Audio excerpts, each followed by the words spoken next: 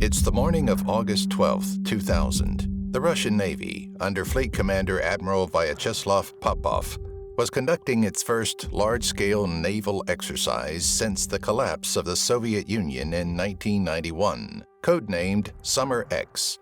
The maneuvers were to be carried out in the Barents Sea, between 30 warships and 3 attack subs, including the pride of the Russian Navy, the K-141 Kursk nuclear submarine.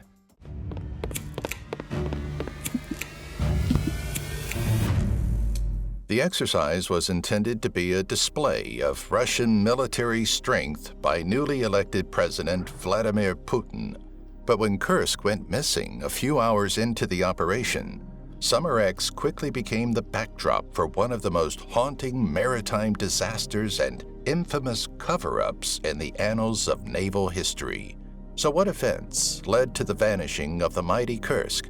And why did the Russian government go to such extraordinary lengths to cover it up?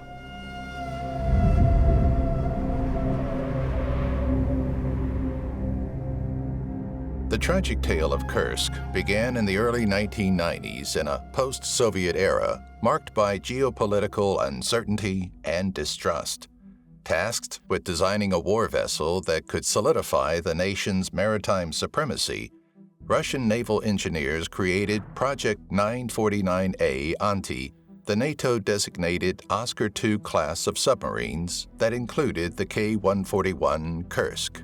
Designed by the Soviet Union's Central Design Bureau near the end of the Cold War, Kursk was built to hunt and destroy entire NATO aircraft carrier battle groups.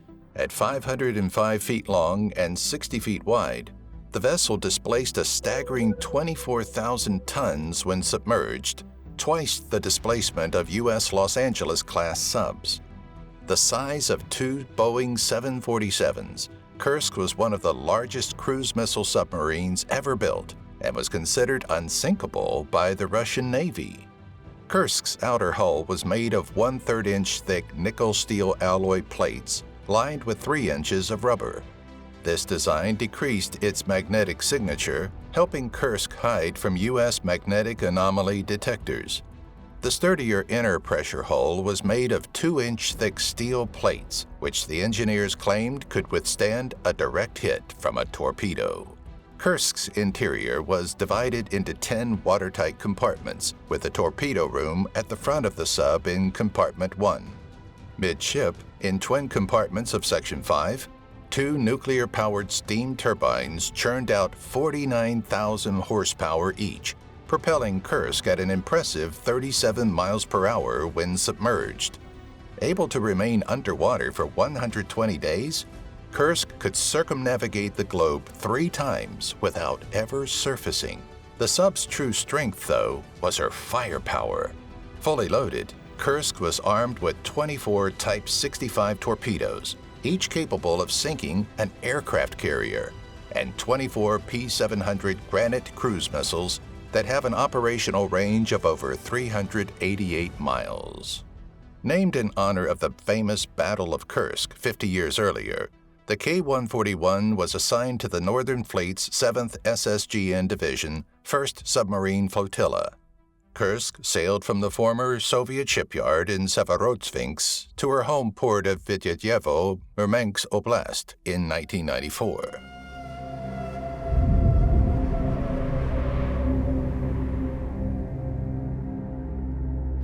Fast forward to the early hours of August 10, 2000.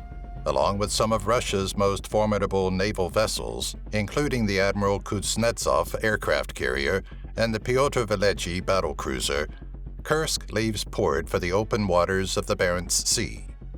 Her crew of 118 have recently received a citation for being the best submarine crew in the Northern Fleet, despite most having only been part of one deployment in the last 5 years. For the first 2 days of Summer X, Kursk performs flawlessly under the command of Captain First Rank Gennady Lyachin.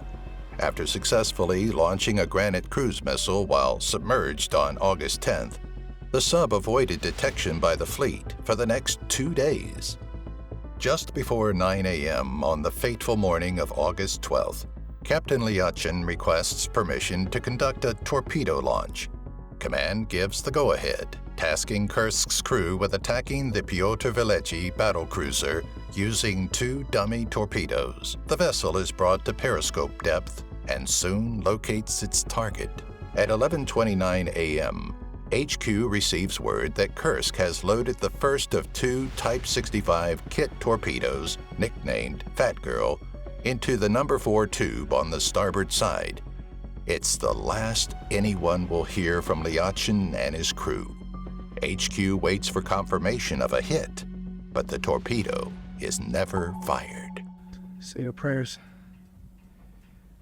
I'm not a religious unit. At 11:29 and 34 seconds, the hydroacoustics of both the Karelia submarine and the Pyotr Veliki detect signals indicative of an underwater explosion.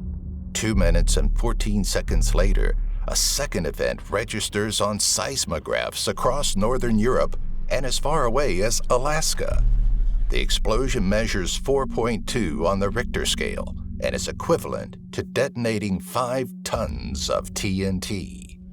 The blast is so powerful it causes the hull of the Pyotr Veliki to shudder, yet somehow fails to concern Fleet Commander Popov, who was aboard the battlecruiser at the time.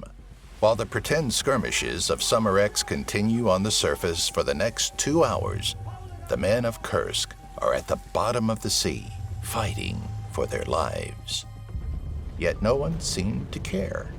It wasn't until the exercise concluded at 1:30 in the afternoon that Commander Popov finally ordered a helicopter from the Pyotr Veliki to search for any sign of Kursk and her crew.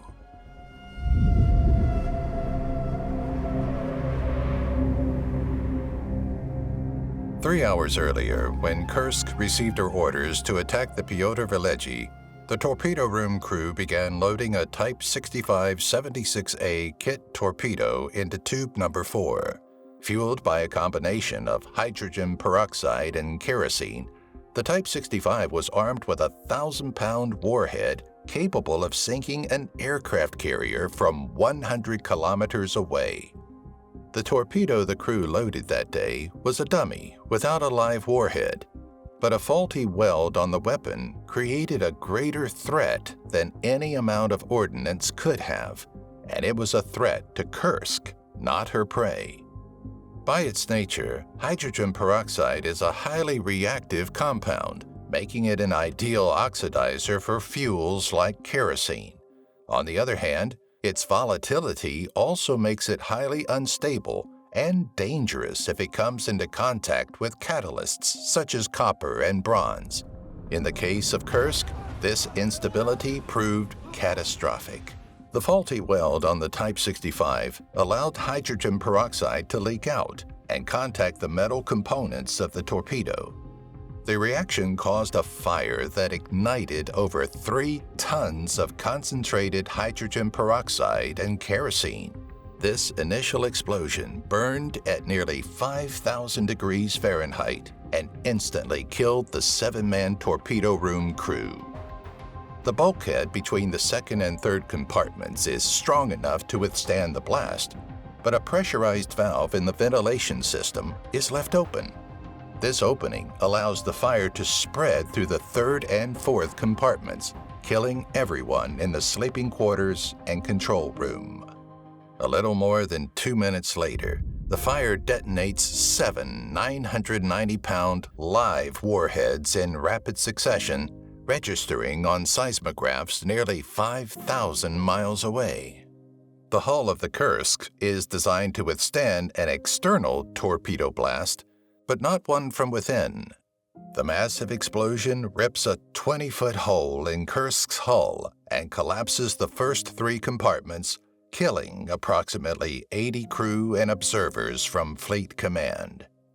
Incredibly, the bulkheads of the 5th compartment withstand the blast, enabling both reactors to shut down as they are designed to do. But this only buys a brief reprieve for the 23 survivors, who are now in a race against the clock for survival. In the event of an emergency, The crew would normally move to the third compartment and evacuate the sub in an escape capsule. But because the second explosion crushed the first 4 compartments, the escape shuttle was either disabled or rendered inaccessible to the survivors. With the control and radio rooms also destroyed, there is no way to communicate with Fleet Command. Instead of escaping to the surface, the survivors retreat to the 9th compartment in the tail end of Kursk, trapped in a suffocating embrace of darkness.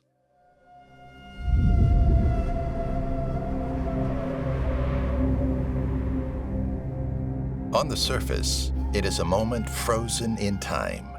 The helicopter sent to find Kursk returns without locating the sub or her rescue buoy, which should have been released automatically when the first fire started. When Kursk fails to surface as scheduled 45 minutes after the exercise, Popov begins to worry something has gone wrong. He places the search and rescue team on standby and orders reconnaissance planes to take up the hunt for Kursk. Minutes drag into hours, and it's nearly midnight before North Fleet Command declares an emergency. Summer X is put on hold, and the entire fleet is tasked with locating the missing K-141 Kursk.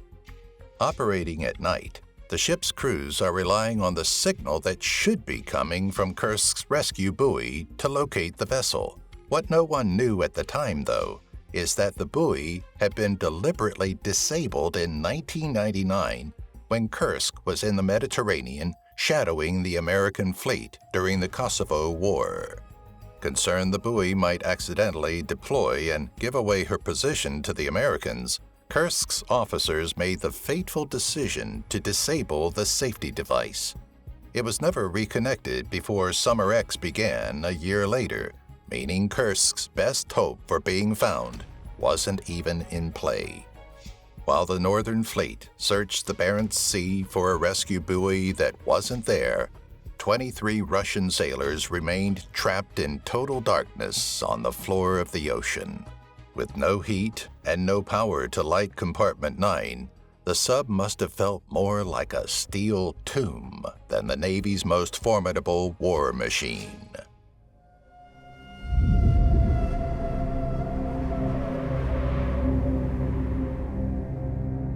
The Northern Fleet searched through the long, cold night into the early hours of August 13th. At 4:40 a.m., the echo sounder aboard the Pyotr Veliki detected 2 anomalies on the seabed. A former lumber carrier, the Mikhail Rudnitsky, was dispatched to deliver 2 man-deep submergence rescue vehicles called DSRVs to the coordinates of the anomalies. Mikhail Rudnitsky arrived at 10 a.m. and launched the DSRVs.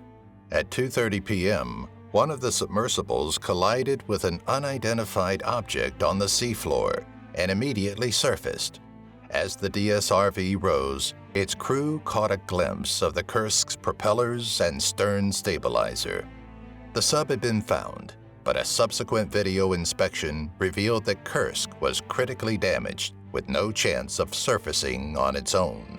It was also listing at a 25-degree angle on the seafloor in 350 feet of water, making rescue efforts a long shot. Fleet Command knew that if there were survivors aboard the sub, time was running out for them. The fact that Popov understood the urgency of the situation makes the Russian government's public handling of the Kursk disaster all the more baffling. Instead of being honest with the missing sailors' families, Admiral Popov tells reporters on the 13th that Summer X was a resounding success. But at the Vidyayevo naval base in Murmansk, rumors of a missing sub began circulating among the families of the missing sailors. On August 14th, the families took their concerns to Northern Fleet headquarters. Again, Popov lies, telling the families that Kursk descended to the seafloor on August 13th to deal with some minor technical issues.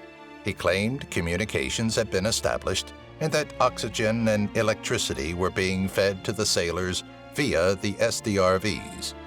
Nothing could be farther from the truth. For nearly a week, rough seas and damage to the escape hatch in Compartment 9 prevented Russian rescue crews from attaching the DSRVs to Kursk's hull. A half-dozen other countries offered assistance with the rescue, but Moscow stubbornly refused.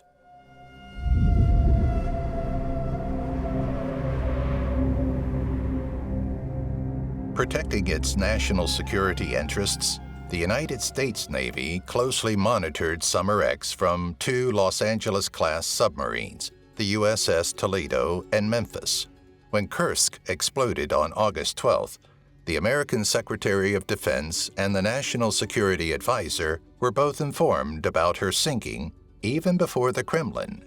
The U.S. alerted its allies, and within hours of the Kursk going down, the Brits, Germans, French, Italians, and Israelis all volunteered their assistance. The Americans even offered use of a deep-sea rescue vehicle, but Putin wasn't about to allow any foreign government access to its most advanced sub-technology. It was a cold, calculated decision that likely cost another 23 Russian sailors their lives. With pressure mounting from both the media and the families of Kursk's crew, Moscow finally accepted help from Norway on August 17th, 5 days after the sinking. 2 days later, the Norwegian rescue ships Normand Pioneer and Seaway Eagle arrived, carrying a British rescue sub designated LR-5. British and Norwegian dive teams worked around the clock to gain access to Kursk, but only Russian divers would be permitted inside the sub. Employing a special tool that shoots a high-velocity mixture of water and cutting grit, the divers cut through Kursk's hull and entered Compartment 8, from which they were able to gain access to the 9th. What they discovered was a nightmare. 23 bodies floated lifeless in the dark 9th compartment, a handful of which appeared to be badly burned.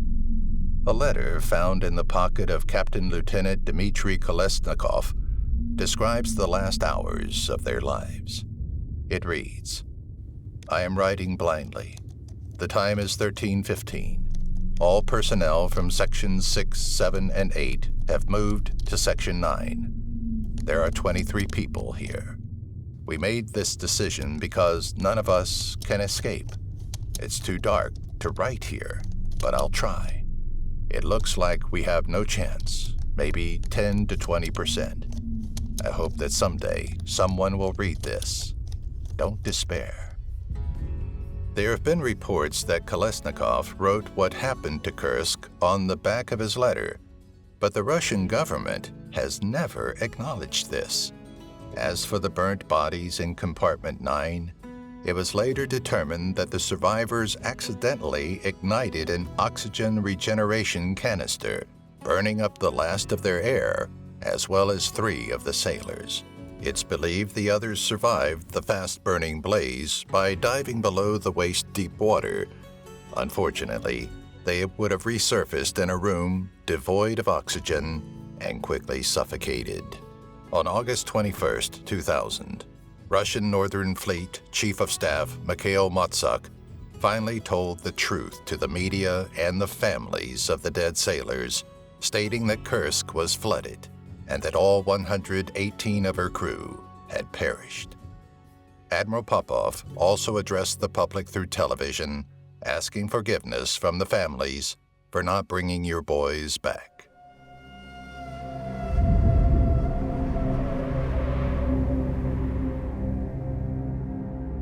Rather than admitting to such a colossal disaster, Vladimir Putin initially blamed the sinking of Kursk on a collision with a NATO submarine, possibly the USS Memphis or Toledo, that were monitoring the exercises in the Barents Sea that day. Moscow pushed this lie for 2 years, despite the American Navy's insistence that both the Memphis and the Toledo were undamaged and fully operational immediately following the sinking of Kursk. This would not have been possible if either sub had hit the Kursk, which is twice their size. The devastated families of the sailors who died aboard Kursk weren't buying the lie either, so Putin was forced to change tactics. Instead of blaming NATO and the United States, the Russian president attacked the country's media outlets that had been harshly critical of the government's response. During a private meeting with 350 of the victims' families, Putin vilified oligarchs who own Russia's news outlets. He accused them of depleting the military by stealing funds meant for national defense and using them to build their media empires. Putin even threatened to counter the oligarchs' misinformation campaign by creating state-owned news outlets that would offer honest and objective reporting. None of the empty promises or lies offered by Putin and the Russian Navy would bring back the Kursk or her crew of 118. Sadly, some of the victims' families would have to wait a full year for the bodies of their loved ones to be recovered.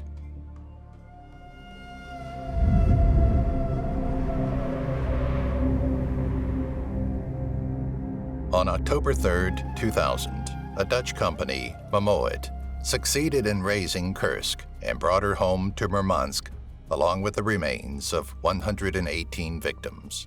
According to the official report issued by Prosecutor General Vladimir Ustinov in 2002, Kursk was brought down by a fire caused by a faulty weld on the dummy Type 65 torpedo.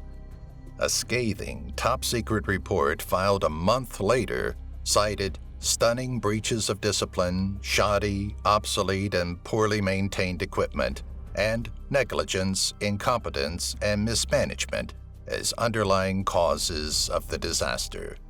Yet no one was ever charged with a crime.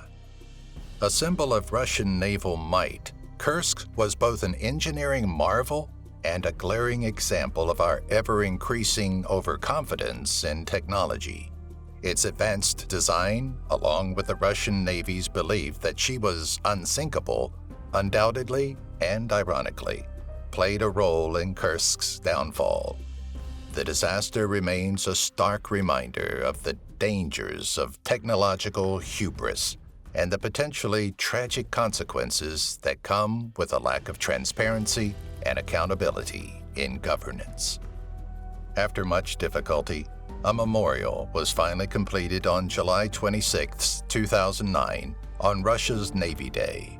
It was placed on the observation deck of the Church of the Savior on Waters in Murmansk. 3 years later, in July of 2012, divers and the Northern Fleet Command placed a 2-meter-tall Orthodox cross on the floor of the Barents Sea at the site of the disaster. Today, the legacy of the Kursk endures, sadly, as a testament to the indomitable spirit of those who dared to venture into the unknown, only to meet an untimely end at the hands of ignorance and pride.